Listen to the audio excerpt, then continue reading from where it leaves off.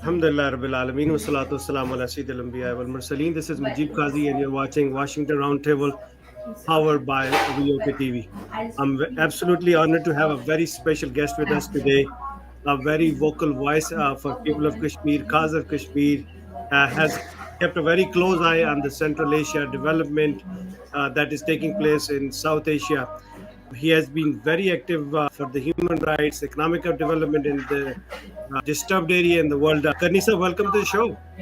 Thank you, Mr. Mujeeb Kazi and Voice of VOK, Voice of Kashmir. Thank you for giving us your time. I know you have been a very vocal voice in Washington in the power of corridors. You have recently helped KGC organize a conference at the White House. The question is that how do you see this Kashmir new dialogue that has taken shape in the Washington, President Trump's statements and his eagerness to resolve the issue of Kashmir, and obviously your interest in the voices of the diaspora. How do you see the overall scenario? Well, thank you, Mr. Kazi. Let me connect here some dots. Last week, 5 countries from Central Asia gathered in Pindi at GHQ in Pakistan. And this meeting, by the way, venue was GHQ Pindi, but it was hosted by CENTCOM. The chair, General Corella, was there for 3 days. And then he was also honored by the government of Pakistan with the greatest medal of honor and bravery. And this is something to do as a reciprocal move, as if you remember, President Donald Trump hosted a lunch for Pakistan's Field Marshal and in the White House. So when I mentioned that, in view of the Kashmir, I see from the lenses of Central Asia, the vested interest of the corporate America and the military power of America expanding their power base in Central and South Asia. So, coming back to Kashmir, I firmly believe that those traditional approaches to resolve this outstanding conflict will not work, but we need to have some out of box approaches to get this long outstanding conflict resolved according to the current Trump administration plus the I will say the military establishment of United States. That will be a better approach to get this thing resolved. Over to you, Mr. Kazi. You have mentioned that to resolve the issue of Kashmir, the meeting of these 5 regional countries under the supervision of General Corella, and then giving him a reward. Is the Kashmir resolution is on the agenda, or is the using of Kashmir to gain other interest in the region is on the agenda? Well, one liner Kashmir is the gateway for Central and South Asia.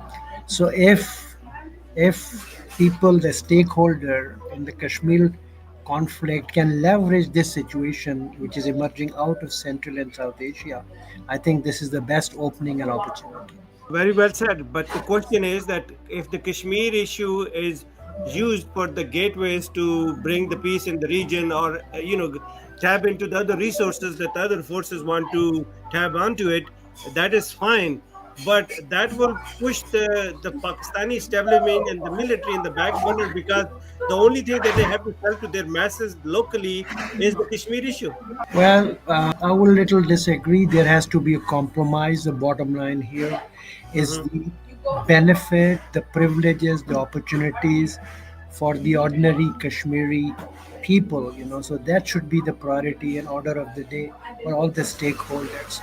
So we have to have a compromise formula between India, Pakistan, United States, and the stakeholder in Central Asia to have this thing resolved, which will be better for the Kashmiris itself. So you have used the term the gateways for the peace and solidarity amongst the neighboring countries would be the Kashmir. Can you elaborate a little bit more? How do you want them to take this approach forward? Well, this is very, I mean, as I said, if you look from different lenses, Kashmir is like a Switzerland of South Asia, huge investment opportunities for the world investors. So, if, I mean, there's nothing wrong to create jobs, economic empowerment of the local indigenous people of Kashmir. So, if that is happening, it's a win win situation for everybody. all the stakeholders. So what would happen to the people of Kashmir? How do we get involved? You see, the five regional powers met under the supervision of US, but Kashmiris were not on the table. How do we convince people of Kashmir to be part of this out of box approach?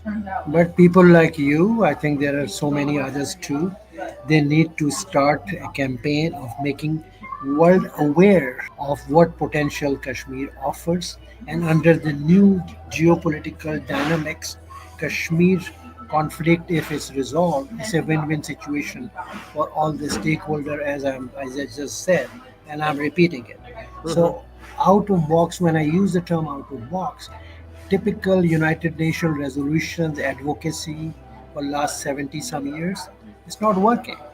So that needs to go away. That's the reason I keep emphasizing out of box. We need to be more creative in getting this thing resolved. Can you give some outlines for the people of Kashmir, especially the diaspora, who can actually play a role in, and you tap into the suggestion that you're proposing with this meeting, one thing, President Trump's statement, another thing, and the dynamics and the ever-changing geopolitical situation in the region. Can you give like, okay, Kashmiris people wake up and do this, this, and that? So good. You use the term diaspora. So diaspora meaning the people from Kashmir living overseas, whether it's U.S., in Europe, in Middle East, wherever. Am I correct, Mr. Kazi? Correct.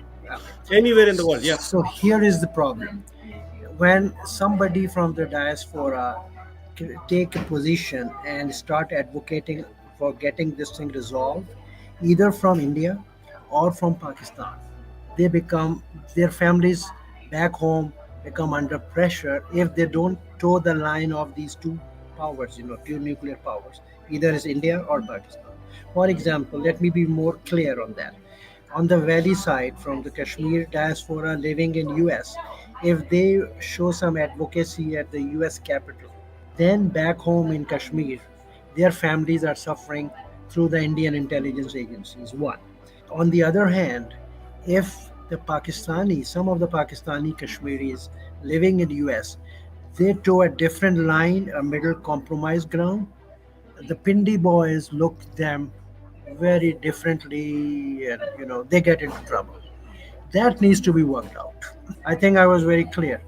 I understand that the problem is very obvious. I want to make it clear that anyone who does the advocacy or start raising the voices for the people of Kashmir living outside of the country, their relatives, their family members get picked up by it, and it's happening on the both side. So, That Mr. is being Kazi, said. just to add, diaspora right now is hostage between India and Pakistan. Okay. So the diaspora, what you're saying is under hostage. So they're basically not towing their own line; they are towing the line of the agencies from both sides. Exactly. Okay. So now coming back to you have given a very thoughtful food for thought for the Kashmiris to tap into this very important meeting that took place actually in Pindi, and the recognition of General Corella, all of that. My question is very simple.